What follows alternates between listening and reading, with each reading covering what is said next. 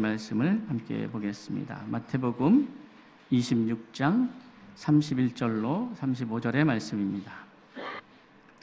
그때에 예수께서 제자들에게 이르시되 오늘 밤에 너희가 다 나를 버리리라. 기록된 바 내가 목자를 치리니 양의 떼가 흩어지리라 하였느니라. 그러나 내가 살아난 후에 너희보다 먼저 갈릴리로 가리라. 베드로가 대답하여 이르되 모두 주를 버릴지라도 나는 결코 버리지 않겠나이다. 예수께서 이르시되 내가 진실로 내게 이르노니 오늘 밤 닭 울기 전에 내가 3번 나를 부인하리라. 베드로가 이르되 내가 주와 함께 죽을지언정 주를 부인하지 않겠나이다 하고 모든 제자도 그와 같이 말하니라. 아멘. 새해를 시작하면서 늘 갖는 마음이지만 세상에서도 작심삼일이라는 말이 있습니다. 새해 들어가면서 결단하고 결심하고 좀 새로운 한 해를 맞이해야 되겠다. 올해는 다른 삶을 한번 살아봐야 되겠다. 도전해봐야 되겠다 하는 분들도 있고요. 뭐 다르겠나? 그저 또 다른 하루지 하면서 새해를 맞이하는 분들도 있을 것 같습니다. 그렇지만 그럼에도 불구하고 새해라는 말, 새로움이라고 하는 것은 항상 우리에게 사람에 따라 정도는 좀 다를 수 있지만 좀 설레임을 가져다 주지 않나, 다짐을 가져다 주지 않나 이런 생각을 해보게 됩니다. 여러분은 어떠신가요? 올해 새해를 맞이하면서 어떤 마음으로 시작을 하십니까? 저는 작년 연말을 지나면서 우리 성도님들이 함께 기도해 주시고 그래서 응원해 주시고 그 마음을 주신 것이 제게 큰 감동이었고, 그래서 올해를 시작할 때는 2025년도를 시작할 때하고는 또 다른 느낌의 한 해로 새해를 맞이하고 있습니다.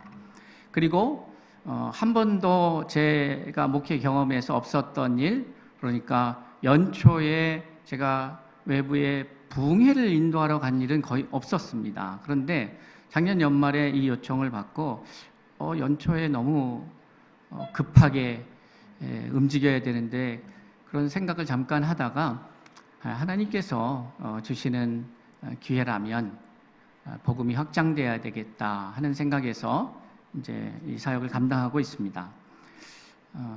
어떠한 마음으로 시작을 하였는지 사람마다 다 다르겠지만 그러나 우리에게 새 날이 새해가 밝았고 이제 2주차째 시간을 맞이하고 있습니다. 그러면서 우리의 결심이 혹은 우리의 다짐이 결단이 언제까지 갈 수 있을까를 또 한번 짓궂게 생각해 봅니다. 잘 될까? 우리가 이렇게 좋은 마음으로 시작했는데 잘해야 될 텐데 라는 생각도 있겠죠. 그러면서 저는 성경의 인물들을 한번 살펴봤습니다. 이것이 우리만의 문제가 아니라 성경에 나오는 많은 사람들도 이러한 자기 결단을 어떻게 결과로 만들어낼 수 있을까를 고민하지 않았을까 하는 생각을 갖게 됐죠. 그리고 한 주를 이렇게 보내면서 오늘 말씀을 함께 나누고 싶은 마음이 들었습니다. 이 본문의 말씀은 우리가 잘 아는 바와 같이 예수님께서 이제 잡히시는 날, 그 날이 다가오고 있고 이제 얼마 후가 되면 예수님은 그 당시에 예수님 외에 모든 사람이 원치 않는 방식으로 역사가 흘러가게 되어 있다는 것을 우리는 확인하게 됩니다. 그러니까 예수님은 죽으러 오셨기 때문에 그 죽음의 시간이 오는 것이 고통스럽긴 하였지만 그러나 그것은 내가 걸어가야 될 길이라 생각하고 그 길을 준비하고 있었지만 그 외에 다른 모든 사람들은 그럴 수 없습니다가 뜻이었습니다. 그러니까 그럴 수 없다는 거죠. 그렇게 해야 되는데 그럴 수 없다는 거예요. 그런데 예수님께서 제자들과 함께 이제 성만찬을 하시고 여러 가지 과정들을 거치십니다. 그러면서 오늘의 본문의 말씀의 이야기를 나누게 됩니다. 요지는 그거죠. 그때 예수께서 제자들에게 이르시되 오늘 밤에 너희가 다 나를 버리리라 이렇게 말씀하십니다. 제자들 입장에서는 쉽게 수긍이 가지 못하는 이야기죠. 왜냐하면 아니 우리가 지난 세월 속에서 다 버리고 주님을 쫓았는데 도대체 무슨 일이 있길래 이런 말씀을 갑자기 하실까? 이렇게 생각할 수 있을 거라고 생각합니다. 그러니까 예상하지 못했던, 그런데 이게 너무 이 부분이 너무 다르다. 왜냐하면 예수님은 이 시간을 위해서 준비해 오셨는데 그의 측근이라고 할 수 있는 제자들이라고 하는 사람들은 이게 예상치 못한 사건으로 받아들여진다는 것 자체가 되게 아이러니하지 않습니까? 예수님은 온통 그 시간을 준비했는데 그리고 앞에서 3번에 걸쳐 그 순환의 시간이 올 거다. 그런 시간이 오게 돼 있다. 그리고 난 그것을 위해서 준비하고 있다라는 메시지를 계속 던지셨을 텐데 제자들은 그게 귀에 들어오지 않았던 거죠. 저는 우리가 믿음의 삶을 살면서 하나님과 우리 사이에, 성령님과 우리 사이에 이렇게 핀트가 어긋나는 신앙생활이 아니었으면 좋겠다는 생각이 듭니다. 그러니까 하나님은, 성령께서는 이렇게 이끌어 가신다고 하는데 이게 방향이라고 말씀하시는데 나는 다른 생각을 하고 있다. 그래서 마치 하나님께서는 계속해서 우리 공동체에게 이러한 일이 일어날 거야. 이러한 것을 나는 이 교회를 통해서 이룰 거야. 당신의 삶을 통해서 이러한 역사들이 일어날 거야. 라고 하는 하나님의 마음, 하나님의 계획, 하나님의 뜻이 있는데 우리는 그것과 관계없이 다른 생각을 갖다 보니까 정작 그런 시간이 다가왔을 때 이게 뭐지? 놀랍다. 당황스럽네? 이렇게 표현한다면 오히려 하나님이 당황스럽지 않을까 그런 생각이 들겠죠.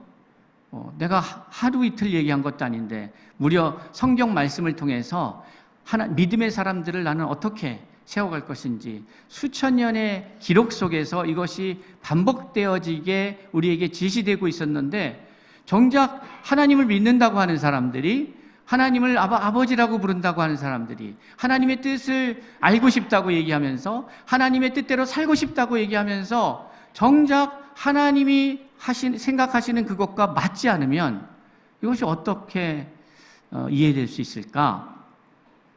그런 생각을 한번 해보게 됩니다.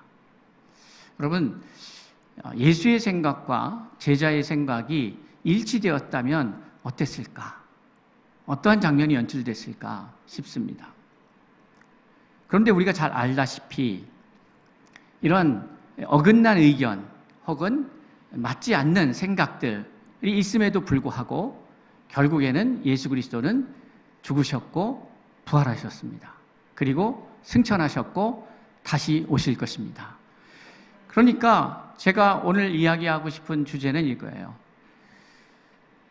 그러면 어떠한 상황이 벌어질지 모르는 제자들이 어떻게 대답했나를 살펴보고 그럼 그 대답이 어떻게 현실의 삶에서 실천되어졌나를 살펴보고 싶은 거죠. 너희들이 나를 버릴 거야 라고 말씀하시니까 33절에 베드로가 대답하여 이르되 모두 주를 버릴지라도 나는 결코 버리지 않겠나이다 이렇게 얘기를 합니다. 모두 주를 버릴지라도 나는 결코 버리지 않겠습니다. 그런데 이게 베드로만의 이야기가 아니었어요. 35절에 보면 모든 제자도 그와 같이 말하니라 이렇게 말하고 있죠. 그러니까 여기도 참 그 베드로라고 하는 사람의 재밌는 장면이 나오는 것 같아요. 사실은 모든 제자들도 그런 마음을 갖고 있었던 거예요. 그런데 얼마나 나서기를 좋아하는지 탁 나서서는 하는 말이 다 주를 버려도 나는 그렇지 않습니다.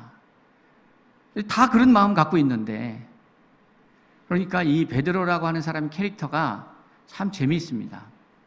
그런데 목회를 하다 보면 교회에 다양한 캐릭터가 있다는 것을 알게 되죠.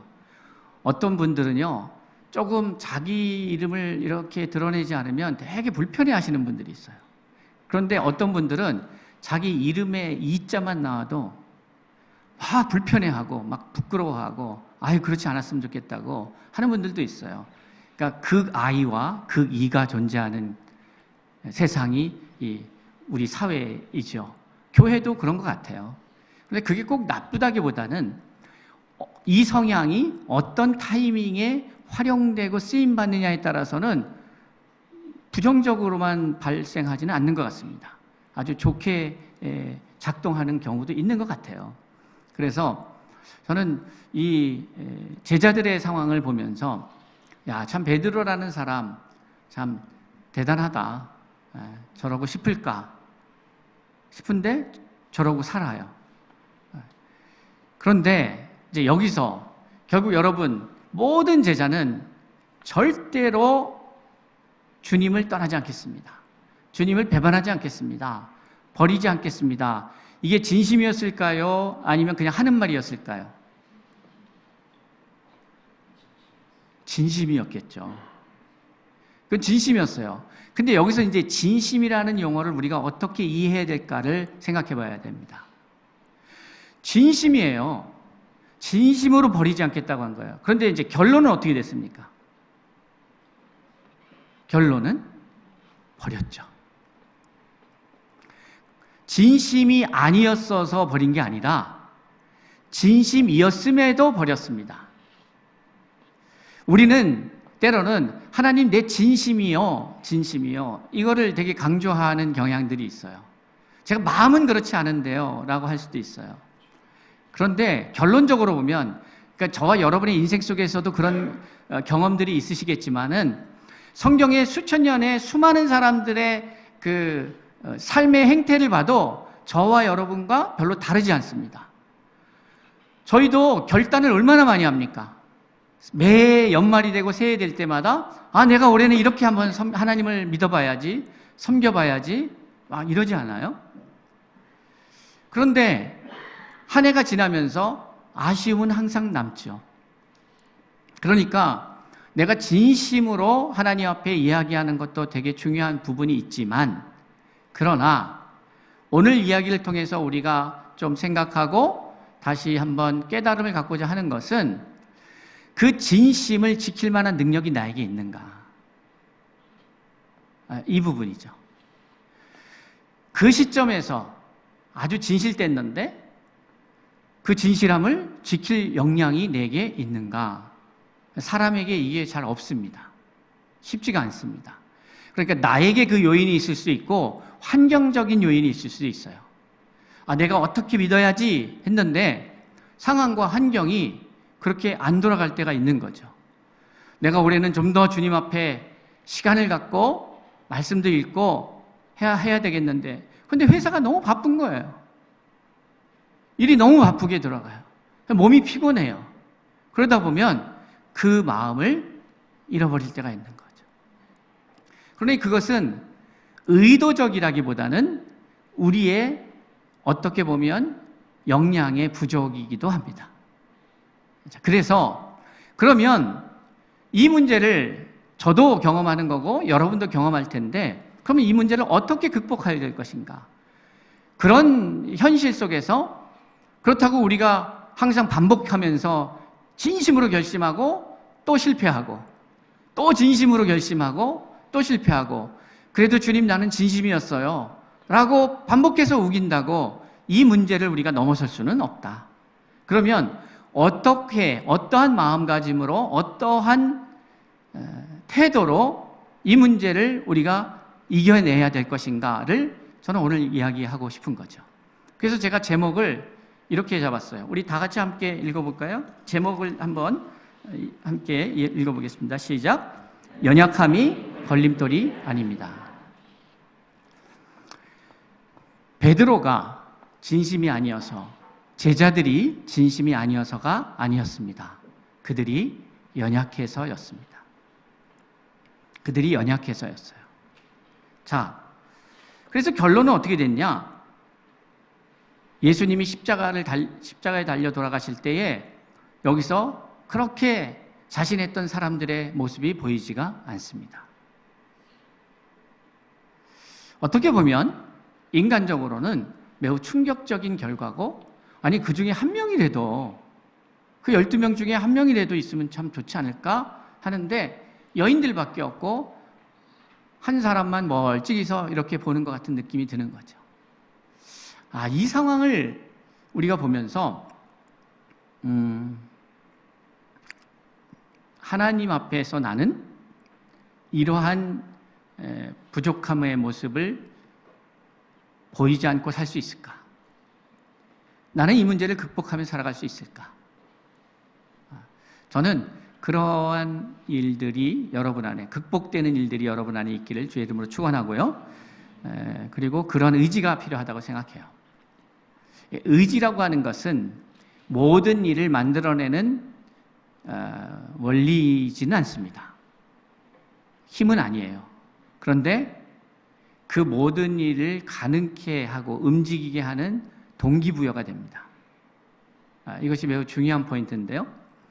그것은 무엇을 전제로 하냐면 나의 의지가 나의 연약함과 연결되어져 있기 때문에 인간의 의지라는 게 한계가 분명히 있거든요. 그런데 그 연약한 한계를 통해서 움직이는 힘들이 있다라는 사실입니다. 우리의 연약함이 있지만. 그래서 제가 오늘 말씀의 제목을 연약함이 걸림돌이 아닙니다 라고 하고 정한 것은 우리의 연약함 때문에 그렇다고 예수 그리스도의 십자가의 죽으심과 부활하심과 승천하심이 발생하지 않았나? 그건 아니라는 거죠. 제자들이 예수님을 떠나지 않고 계속 거기서 곁에 있었다고 해서 그러면 이 일이 일어났겠는가? 그 문제도 아닌 거죠. 그러니까 이 말씀의 내용의 이제 원리적 그 근본적 이슈는 이런 겁니다. 어차피 저희는 저희가 할 수 있는 역량 밖의 일을 할 수가 없습니다. 저희는 저희가 할 수 있는 일만 하는 거예요. 그런데 이 우주 만물을 역사하시고 운행하시는 분은 하나님이십니다. 그리고 하나님은 당신의 뜻을 당신의 때에 이루어 가십니다. 문제는 우리의 힘이 많고 적음이 이 일의 결과를 결정하지 않는다는 것이죠. 그것은 우리가 특별한 믿음이 아니라 모든 하나님을 믿는다고 하는 사람들은 그렇게 말하고 있습니다. 다 주님께서 하십니다. 다 성령님의 역사이십니다. 하늘의 의뢰가 필요합니다. 이렇게 말씀하지 않나요? 그게 아니라 제가 해야 됩니다. 제가 할 수 있습니다. 저밖에 더 있나요? 라고 말하는 사람은 좀 이상한 사람이죠. 신앙이 제대로 바뀐 사람이라고 한다면 저는 부족하지만 주님이 하십니다. 여러분은 어떠신가요? 그렇죠? 여러분도 같은 마음이시죠? 자, 그러면 그 전제가 뭐냐면 주님이 하신다는 거예요. 그러면 주도권이 주님에게 있다는 거예요. 그러면 우리의 연약하냐 부족하냐의 문제는 큰 문제가 되지 않는다는 거예요.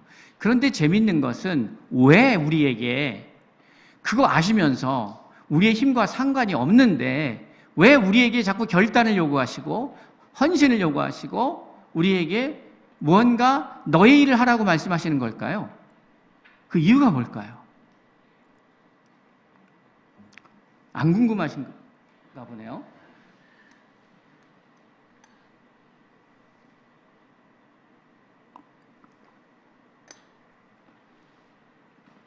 그러니까 우리는 하나하나 좀 정리하면서 올 한 해를 함께 만들어 갔으면 좋겠어요. 뭐냐? 우리가 하는 모든 일의 주도권은 성령에 의해서 주도되어야 한다. 그리고 그럴 때에 소위 말하는 우리가 뜻하는 바를 이룰 수 있다. 이것을 인정하고 정리하고 가야 됩니다. 그러니까 그것을 우리가 확인할 수 있는 지점은 성경의 모든 인물들이 그렇습니다. 그러니까 성경에 우리가 생각할 때 와 대단하다 저렇게 믿음이 있을까 하는 사람들의 모습을 한번 살펴보시면 연약함이 없는 사람이 없습니다.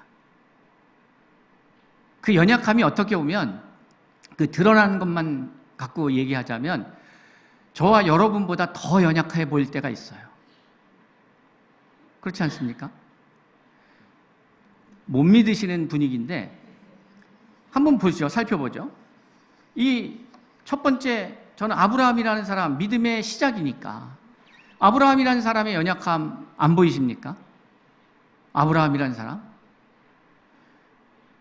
갈대아 우르를 떠날 때에 본토 아비 친척을 떠나라고 했는데 아버지가 약속하신 그 인도하시는 가나안 땅으로 이끌어 가시는 그 과정 속에서 이 아브라함이 롯을 계속 달고 다니죠. 그러니까 온전한 순종도 아니에요. 그리고 가나안 땅에 어려움이 생기면 이 사람들은 항상 어떻게 했습니까? 이삭도 마찬가지였고요. 어디로 갑니까? 애굽으로 가려고 합니다. 애굽으로 가려고 하는 이유가 뭐예요? 그 약속의 땅을 붙잡고 약속의 땅이니까 나는 죽으나 사나 여기를 지킬 거야 하지 않고 움직이는 이유가 뭡니까?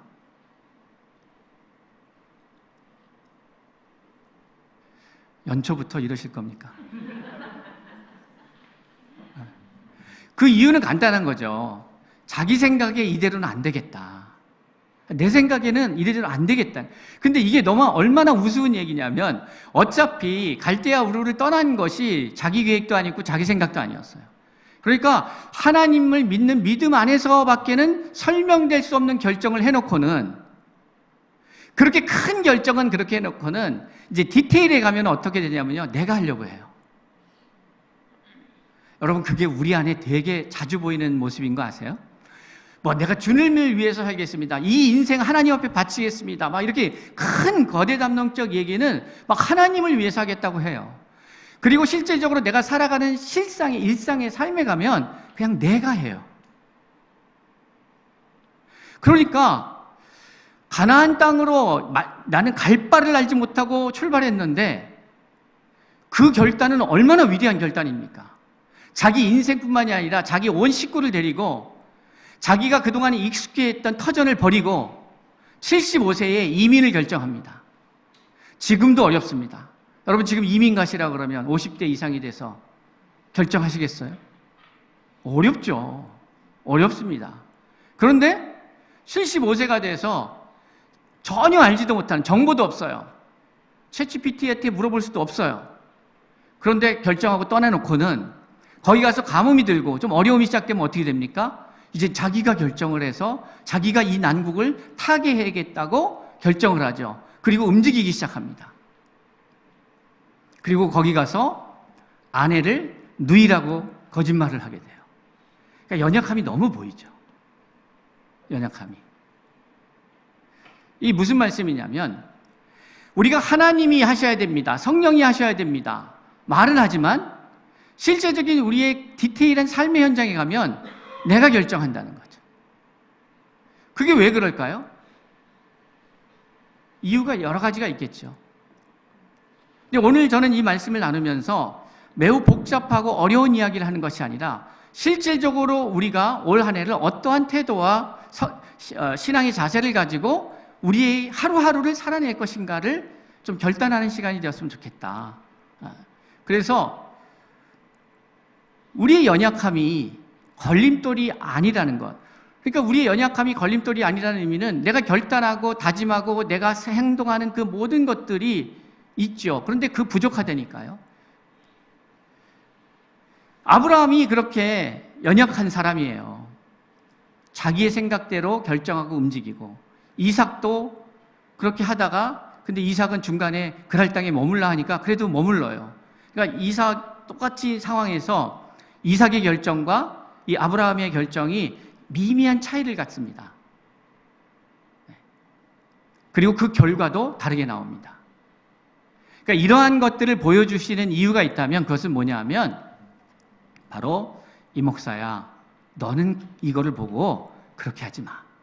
혹은 너는 이걸 보고 너도 그렇게 해.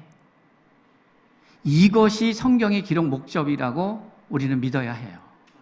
중요한 거는 지금 나에게 어떠한 말씀은 이야기하고 싶은 건가? 이 이야기를 통해서. 그 이야기죠. 그렇게 아브라함이 연약한 존재입니다. 그리고 아브라함의 연약함을 말하자면 끝도 없어요. 그러니까 어떻게 보면 때로는 여러분이 더 잘하는 것 같기도 한데 뭐 이렇게 생각이 들 정도예요. 야곱은 어떻습니까? 야곱이야말로 그냥 가진 수단 방법을 안 가리고 성공하려는 그 사람의 모습에 아주 대표적인 모델이죠. 형도 속이고 아비도 속이고 다 속입니다. 그런데 결국 이렇게 막 속이던 사람이 더 전문가를 만나서 인생 자체를 완전히 말아먹죠. 라반을 만나서 완전 20년을 속잖아요. 그러니까 이게 야곱은 자기가 처한 상황 속에서 쌍둥이인데 둘째로 태어나서 그 당시에 장자 위주의 세계에서 사실 버텨나가고 어떻게 하면 내가 살아남을까? 어떻게 하면 버텨낼까? 그런 삶을 살았던 거예요. 그냥 야곱은 그런 삶을 살았던 거예요. 야곱을 비난할 수 있는 사람이 얼마나 되겠습니까? 우리의 삶 가운데서. 그런데 결국 야곱이 야복 강가에서 자기를 완전히 내려놓죠. 우리 안에 그 시간이 없으면 우리도 역시 계속 반복되는 결단하고 넘어지고 결단하고 넘어지고 하나님의 뜻대로 살겠다고 다짐하고 또 넘어지고 이것이 계속 반복되다가 결국 마지막의 삶을 마주할지도 모르겠습니다. 요셉도 마찬가지입니다. 요셉이 좋은 점만 있었던 게 아니죠. 형들과의 관계가 실패한 사람이에요. 관계가 그렇게 좋은 사람이 아니에요. 그런데 그가 고난을 통해서 하나님의 인도하심을 받기로 결정하고 나아가면서 그의 삶이 바뀝니다. 그러니까 노예로 팔려간 것을 자기 힘으로는 극복할 수가 없잖아요. 노예로 팔려갔다가 거기서 자기 힘으로 어떻게 노예 신분에서 벗어날 수 있어요? 그러니까 자기가 할 수 없는 일이에요. 또 누명을 쓰고, 근데 그 누명을 씌운 자가 누구예요? 정권의 핵심에 있는 사람의 권력자의 아내예요. 그런데 이걸 어떻게 벗어납니까? 그러니까 감옥에 가는 거예요. 그 감옥에 가서 벗어날 길이 없어요. 그런데 결과는 어떻게 됩니까? 그는 총리가 됩니다. 그러니까 이것을 성공이라고 프레임을 씌워서 말씀드리는 게 아니에요. 사람이 할 수 없는 일에 직면했을 때에 그것은 기회예요. 왜냐? 하나님이 일하실 때이니까. 그런데 중요한 것은 하나님은 늘 일해 오셨죠. 어떻게 생각하십니까? 하나님이 예수님의 고백이잖아요. 지금도 일하시니 나도 일한다고. 아니 그러니까 하나님은 일을 안 하신 적이 없어요. 근데 왜 하나님의 역사는 가끔 나타나는 것처럼 보일까요? 궁금하지 않으십니까? 하나님은 일하시는데 왜 하나님의 역사는 가끔 나타나는 걸까? 아니면 누구에게만 나타나는 걸까? 왜요? 그것을 지난 연말의 메시지로 나누자면 그런 거죠. 어떤 사람은 하나님이 일하시는 그 현장에 함께 했었고 어떤 사람은 함께 할 수가 없었던 것이죠. 그것은 특혜라고 할 수가 없어요. 예를 들어서 사드락, 메삭, 아벳느고가 절하지 말라고 했을 때 절을 안 하면 어떻게 합니까? 풀무불에 들어가지 않죠. 그럴 리가 없죠. 기도하지 말라 그래서 기도 안 했으면 다니엘은 사자굴에 들어가지 않죠. 그렇죠. 그러니까 사자굴에 들어갔지라도 나는 그렇게 하겠다라는 거기까지의 결단이 누구의 결단이에요? 그것이 연약하지만 다니엘의 결단이었고 연약하지만 사드락, 메삭, 아벳느고의 결단이었고 연약하지만 모세의 결단이었어요. 모세도 연약합니다. 그래서 글 쓰시려고 80년을 준비시킨 거예요. 얼마나 연약하면 말도 얼마나 안 들으면 80년을 준비해야만 준비될 수 있는 사람이었다니까요. 여러분 이 말을 가볍게 넘기지 마세요. 나는 하나님 앞에 여러분 많은 일을 하는 게 중요한 게 아니라 이 땅에 와서 내가 해야 할 일 하나를 하면 되는 거죠. 굳이 뭐 많은 일을 할 필요가 있습니까? 우리는 많은 일을 할 역량도 안 돼요. 너무 바쁘고. 그러니까. 그래서 저는 여러분에게 그런 제안을 하고 싶은 거죠. 우리의 연약함 때문에 머뭇거리지 마세요. 그러니까 모세가 80세에 부름을 받았을 때 머뭇거렸던 이유가 뭡니까? 나는 말이 어눌해요 라고 말하는 거예요. 나는 말이 어눌해요. 그렇게 얘기를 하는 거죠. 또 자기 생각에 나는 지금 나이가 있어서 이제는 어려워요 라고 말하는 거죠. 그러니까 그 참 재밌는 거 아니에요? 하나님은 너의 가진 능력을 내가 활용해서 내 일을 할 거야 라고 말하는 게 아닙니다. 여러분, 사역은 그런 게 아니에요. 하나님이 위대한 일을 하기 위해서 내가 좀 부족한 게 있는데 그걸 네가 잘하더라. 이 목사 너는 참 그걸 잘하는 것 같아. 그러니까 내가 너를 사용할게. 헌신해. 절대로 이런 구조가 아닙니다. 여러분, 우리 코디엠교회 성도님들 새해에는 생각을 완전히 바꾸셔야 돼요. 그게 아니에요.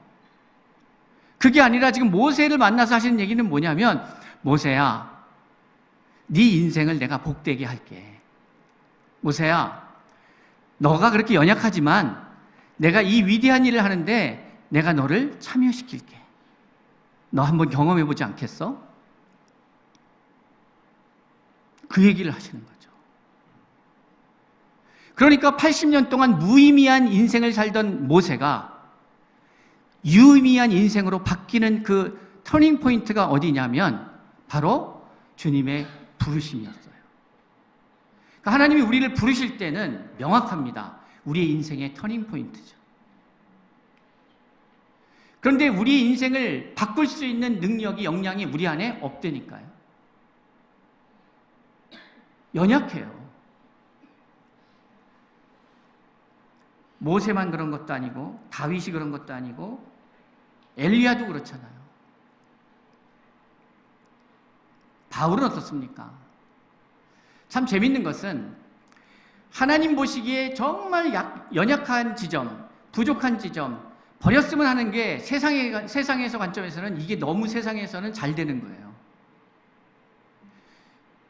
세상에서는 이거를 잘하는 사람이 쓰임받고 환영받고 높임받습니다. 그런데 그것이 하나님의 세계에서는 버려야 될 것이에요. 그래서 어려운 거예요. 아니 왜 하나님 왜요? 내가 세상에서 인정받은 건 이것 때문인데요. 내가 세상에서 잘 나가는 건 이것 때문인데요. 그러니까 내가 잘 나가는 것 같고 내가 하나님 앞에 나가야 나도 편안하잖아요. 내가 못하는 것 같고 하나님 앞에 서기가 참 부담스럽거든요. 여러분은 안 그러십니까? 내가 잘하는 것 같고 좀, 그런데 이것은 논의 자체가 아예 잘못된 시작이에요. 왜냐하면 하나님은 우리를, 하나님의 부족함을 채우기 위해서 우리를 사용하시는 게 아니거든요. 우리의 하나님의 부족함, 하나님의 연약함을 채우기 위해서 우리의 재능이 필요한 게, 물질이 필요한 게, 건강이, 지혜가 필요한 게 아니에요. 그러한 생각을 갖고 있다면 버리셔야 되는 거죠. 그게 아니고 우리의 인생을 업그레이드 시켜서 새로운 세계에 좀 더 나은 삶을 우리에게 제시하시는 거죠. 그런데 우리는 우리의 생각에 기반해서 그 사항을 받아들이다 보니까 어떻게 돼요? 실패하는 거죠. 그런데 그거 아십니까? 제 이제 얘기는 이 앞에까지가 아니에요. 이것은 나타나는 현상에 대한 이야기고, 오늘 제가 나누고 싶은 말, 이 말씀을 전하고 마칠 거예요. 그러니까 저는 서론, 결론 이렇게 딱 나죠. 네. 되게 중요한 포인트인데, 그러면 그게 우리의 연약함이라니까요. 내가 뭘 할 수 있다고 생각하고 그런데 그러한 생각이 갇히다 보니까 내가 좀 부족하면 위축되는 거예요. 그렇죠. 내가 다른 사람들보다, 세상의 사람들보다 내가 좀 부족한 것 같고, 좀 돈이 없는 것 같고, 좀 건강이 없는 것 같고, 나보다 나이가 많은 것 같고, 내가 좀 더 건강하지 않은 것 같고, 이러면 위축되는 거예요. 왜? 그 위축됨의 이유가 뭐예요? 바로 그렇게 생각하기 때문에. 하나님의 부족분을 내가 메운다고 그렇게 말은 안 하지만 내 무의식 속에 그것이 잠재되어 있는 거죠. 그런데 하나님은 뭐라고 말씀하시냐면 Don't care.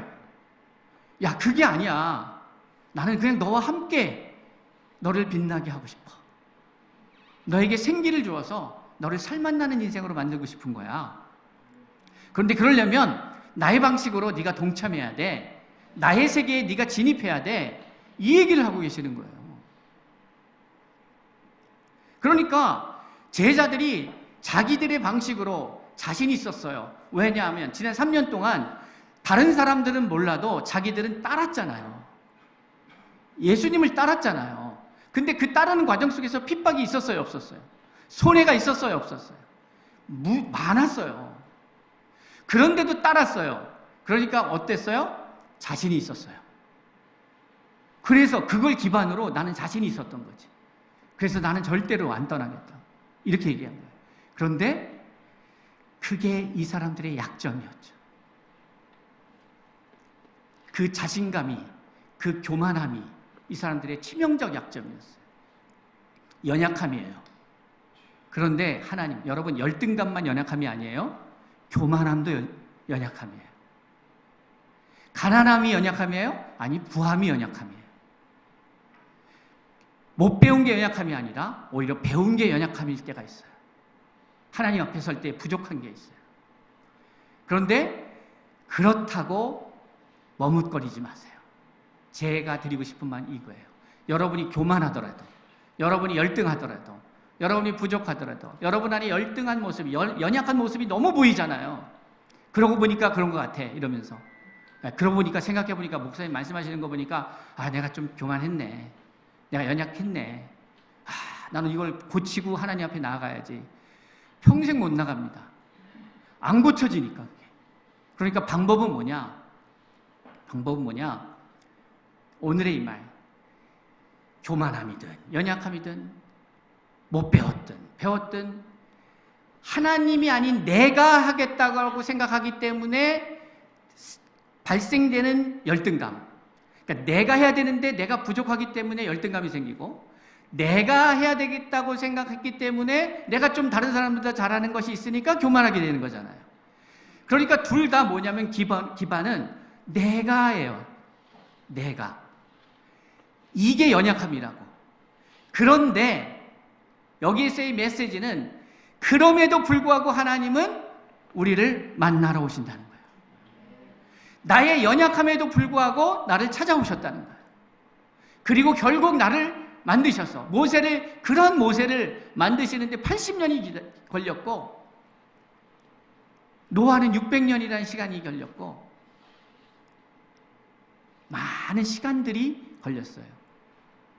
그래서 제가 드리고 싶은 말씀, 여러분, 혹 여러분 안에 교만함이 걸림돌입니까? 아니면 열등감이 걸림돌입니까? 적극적인 게 걸림돌입니까? 아니면 소극적인 게 걸림돌입니까? 여러분, 극아이입니까? 극이입니까? P입니까? J입니까? 여러분이 어떠하든지 그건 중요하지 않아요. 그 어떠함을 내려놓으면 되니까. 그런데 이것을 고집할 때 우리는 아무것도 할 수가 없게 돼요. 그러니 새해를 시작하면서 우리는 이렇게 정리했으면 좋겠어요. 그래요, 저 교만했어요. 알아요. 쉽지 않아요. 겸손해지는 게 쉽지 않네요. 열등감? 네. 회복하고 싶은데 자신감이 늘 없어요. 저는 그런 사람이에요. 그런데 어떠한 내가 됐든 그 나는 죽고 성령의 인도하심 속에서 나가고 싶어요. 이 한 마음. 이것이 제 인생을 바꿨고 여러분의 인생을 바꾸지 않을까요? 저는 그렇게 생각해요. 왜 하나님께서 이 코디엠 교회를 택하시고 사용하실까를 생각해봐요. 그런데 이 교회가 이렇게 사역하는 게 기적이기 때문에.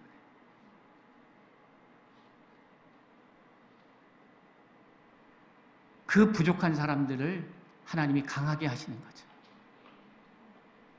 이제 지난 49년의 시간을 잘 버티고 견디고 이겨내어 오신 코디엠교회 성도님들, 올 한 해는 하나님께서 이 자리를 채우시고 하나님께서 채우실 뿐만이 아니라 넘치는 은혜가 있게 하실 거라고 저는 확신합니다. 왜냐하면 그만큼 우리가 자아를 발견하고 죽는 시간이 될 테니까요. 그러면 여러분, 작년과 같은 올해, 제가 우리